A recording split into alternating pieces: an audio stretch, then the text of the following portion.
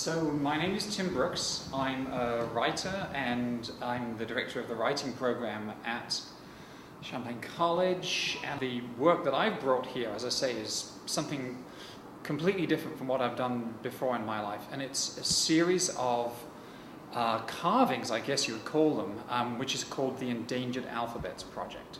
Quite by chance, I stumbled across a website that has all of the world's writing systems, in other words, the alphabets or the symbols that they use to write their language.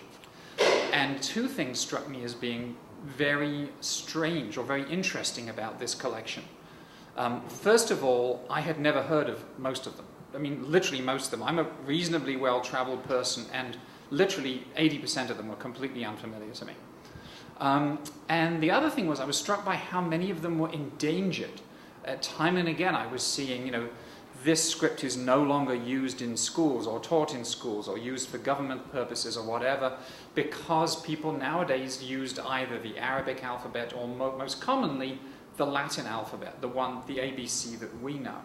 And I thought, wow, there are these extraordinarily beautiful, strange, weird, alien kind of forms of writing all over the world, and they're dying out.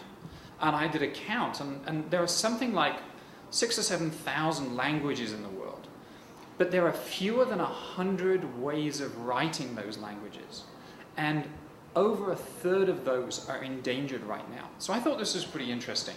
And the thing that clinched it was that the sample text that this particular website used to show these alphabets or these symbols and characters being used was Article 1 of the Universal Declaration of Human Rights. And I always get this wrong. I'm going to have to look it up for you. Come with me.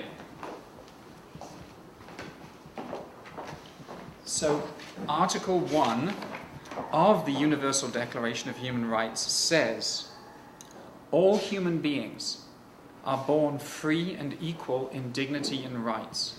They are endowed with reason and conscience, and should act towards one another in a spirit of brotherhood. And of course the irony there is that many of these languages are endangered, or these scripts, these writing systems, are endangered because people are not behaving towards each other in a spirit of brotherhood.